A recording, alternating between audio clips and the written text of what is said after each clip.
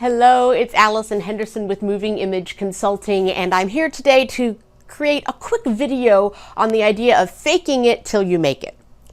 This is something that is very common today in businesses. We tell managers to fake it till you make it when it comes to managing a new team. If you're newly promoted, entrepreneurs, I know, are told this all the time because the idea is that you look more successful than you are so that you grow into that and nobody's going to know, or there's a bit of dishonesty about where you are in your business. And I used to go along with that. Honestly, hey, I am a theater person. I have many degrees in theater and acting and directing. So of course, faking it till you make it sounded like a great idea. Why not create that character that is your salesperson when you need to have those difficult sales conversations? Or if you don't like to go out and network, you put on your networking hat and you create your networking character who goes out and talks about your business.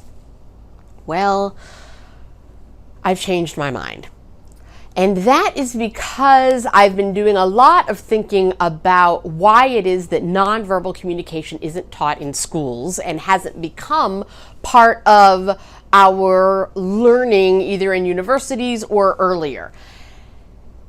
And I've decided that this is because we didn't need to train in it necessarily before.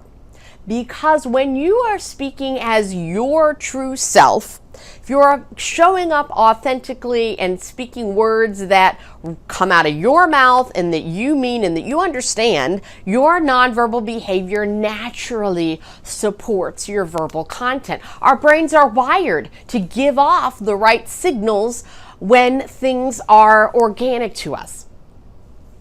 Things have changed, however, in the last probably 10 years particularly. Now we have all of this branding and messaging and representing the company or representing yourself. Where did that come from? And now we're also worried about being politically correct and not offending anybody. And the Me Too movement has exploded and we're worried about what it is that we're doing with our hands and our bodies. And so unfortunately, we aren't necessarily speaking our organic, authentic language because words are being put into our mouths.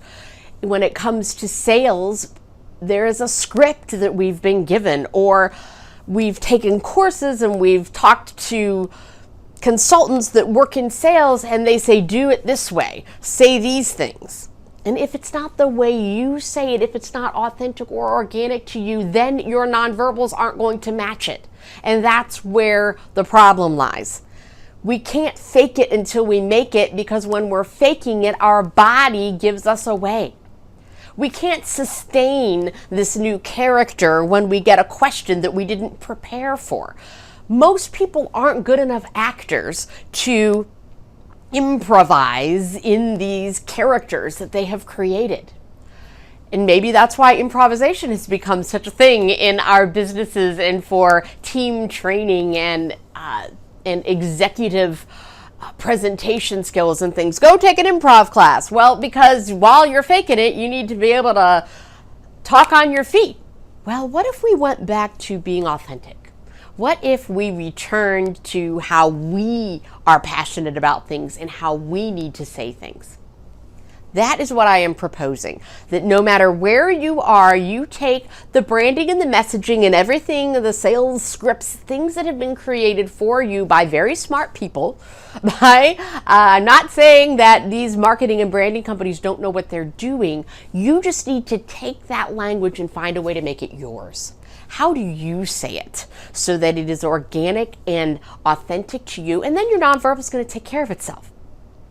Then the only things we have to deal with are making sure that you're giving off the best first impression that you can, and that your executive presence as a leader is strong. And there are things that we can do that are universal for that.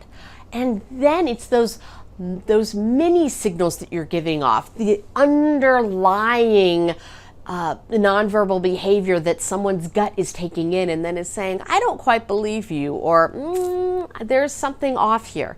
That's what I'm talking about. When you're not speaking authentically, those things come out, and then people don't buy from you, or they don't do what you say. They're not persuaded by you because there's an authenticity piece that's missing in the congruency between your words and your actions. Make sure that your words are you, organically you, and your actions are going to take care of themselves, and we'll fix the other nonverbal things. But that peeled back layer of this onion will come alive for you when you speak your truth. So hopefully that was a bit of a truth bomb there, and that I'm encouraging you to be your authentic selves. This is the new messaging that I am putting forth into the world, everyone, because I feel really strongly that we have to get back to ourselves and how we want to say things instead of trying to fix it from the outside in. Take it in.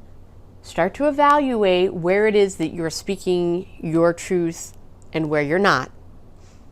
And go back to those places where you're not and try to figure out how you can say it that's going to fit you.